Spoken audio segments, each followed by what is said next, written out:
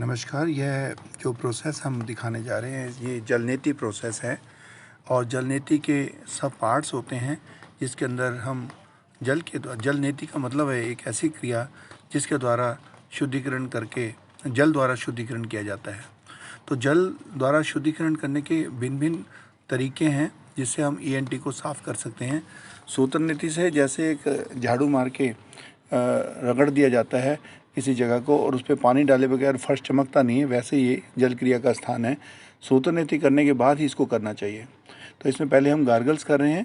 Medicated पानी जिसके अंदर मोटी इलायची उबाली हुई है और सेंधा नमक डाला हुआ है, उसको ल्यूक फॉर्म सलीन वाटर बोलते हैं, उसको हमने मुंह में लिया और पहले गार्गल्स किए और इसको गरारे कहते हैं, जिससे हमारा गला साफ़ हो जाता है। जो गले में कफ होता है वो सारा पानी में इकट्ठा हो जाता है, उसको हम बाहर फेंक देते हैं।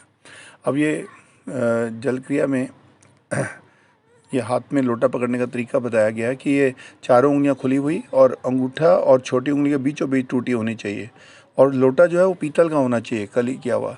इसके अंदर जो है कई लोग हमने देखा है प्रायः प्लास्टिक का लोटा इस्तेमाल करते हैं, वो हार्मफुल है। दूसरे हाथ का एल शेप बना के रखें जिसमें थोड़ी के नीचे इस तरह सेट किया जाता है ताकि कपड़ों पे पानी ना गिरे। तो एल शेप में अंगूठा जबड़ों के पास चले जाता है और चारों उंगलियां मिला ली जाती हैं और एक टूटी नाक में डाल दी जाती है। जिस साइड के नाक से पानी जा रहा है उसी नाक से हाथ से इसको पकड़ा जाता है।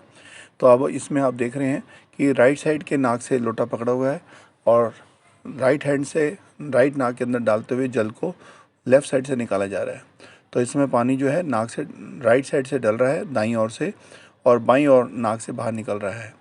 और इसमें हम गर्दन को टिल्ट नहीं करते, लोटे को टिल्ट करते हैं ताकि हमारे साइनस के अंदर कान में नहीं तो पानी चले जाता है, जिससे हानि लाभ की जगह हानि भी हो सकती है। इसलिए इसमें विशेष ध्यान देना होता है कि पानी को गर्दन को थोड़ा सीधा रखें और लोटे को टेढ़ा करें। इस प्रकार जो हमने इसको जल नीति प्रोसेस कह देते हैं कि एक नाक से डाला दूसरे से निकाला, तो ये इसी प्रकार इसको हम दूसरे नाक से कर सकते हैं। आपने देखा हाथ बदल दिया, अब लेफ़्ट हैंड है और लेफ़्ट साइड के नाक के अंदर इसको डाल करके करें। पकड़ने का तरीका वैसे ही है।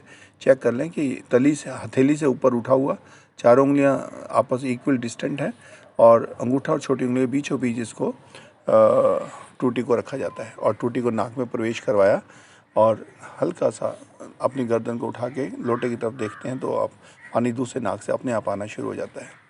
इस जल नीति को करने से जितना भी हमारे सांस लेने के द्वारा जो कफ पैदा करने के कृमि होते हैं वो अंदर जाके मर जाते हैं, जो दुर्गंध पैदा करते हैं। वो दुर्गंध जो है हमारी ये जल नीति करने से वो कफ जो मरे हुए कृमि होते हैं वो जल द्वारा साफ़ होकर के नाक का रंग शुद्ध हो जाता है, जिससे कि हम स्वच्छ वायु, मन सुगंध वायु जो है अंदर लेने के लायक बन जाते हैं। हमारा प्राणवायु जो बाहर से हम खींचते हैं वो शुद्ध हो जाता है। अन्यथा जो प्राणायाम करते हैं वो लोग स्वच्छ वायु तो लेते हैं आसपास के पेड़ पौधों की, लेकिन अंदर जाके वो दूषित हो जाती है। तो ये है जल नीति प्रोसेस और इसी में मुंह से पानी भर के नाक से निकालने को गज करनी कहते हैं। ये आप देख रहे हैं हाथी इस प्रकार करता है। ये भी एक नीति का प्रोसेस है। जल द्वारा अपने पैलेट को क्लीन किया जाता है। जो हमारा तालु स्थान है जहाँ पर कोई हमारे विश्व का औजार अंदर नहीं पहुँचता, ऑपरेशन ही होते हैं ईएनटी के। अन्यथा व्यक्ति खुद अगर इसको सीख ले तो मुंह में जल भर के नाक से बाहर निकाल सकता है। प्रकृति में हाथी इस प्रकार करता है। जब उसे बहुत गर्मी लगती है गर्मी के दिनों में तो वह किसी रिवर के पास जाकर के मुंह में पानी भर के सूंड से बाहर फेंकता रहता है।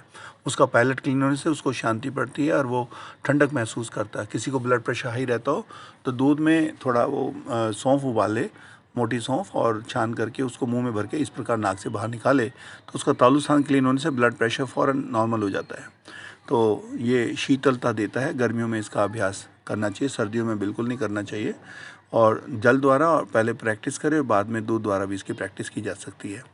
इसके अलावा जो ईएनटी में आपने साफ़ किया, इसके अलावा नाक द्वारा पानी पिया जाता है। नाक से पानी पीने से अब गले तक का तो साफ़ हो गया, अब नीचे का हिस्सा साफ़ करने के लिए नाक से जैसे जैसे दोनों नाक द्वारा आधा आधा लोटा भर के नाक से पिया जाता है तो नीचे तक सारा शुद्ध हो जाता है। अब ये जल नीति करने से किसी प्रकार की भी अंदर जो है सफाई हो जाने से यह आँख, कान, नाक, गला से संबंधित सभी रोगों को शांत कर देता है। और गर्मियों में आप दो प्रकार की जल क्रिया होती है, ये उष्ण जल क्रिया और शीत जल क्रिया। उष्ण जल क्रिया मतलब गर्म पानी के द्वारा की जाती है, जिसमें सेंधा नमक और मोटी इलायची उबाल के छान के उसको लिया जाता है। इससे वायु की निवृत्ति होती है, वात रोग शांत हो जाते हैं। और अगर आप इसमें शीत जल क्रिया करते हैं तो उससे पित्त जो होता है आपका, उससे उत्पन्न हुई जो दुर्बलता या खुश्की होती है वो दूर हो जाती है। और ये सब करने के बाद कुछ पानी की बूंदें हमारी रह जाती है, जिसको निकालने के लिए हम खड़े होके इस प्रकार श्वास द्वारा श्वास को फेंक के जो हमारे ईएनटी में थोड़ा रुका हुआ जल होता है वो बाहर निकल जाता है और हमारा शुद्ध हो जाता है। तो अगर ये बूंदें अंदर रह जाए तो सिर में भारीपन रहता है, इसलिए किसी आचार्य की देख रेख में ही इसे सीखना चाहिए और अपने आप नहीं करना चाहिए। जब आचार्य इसके लिए ठीक कह दें तो फिर इसको आपको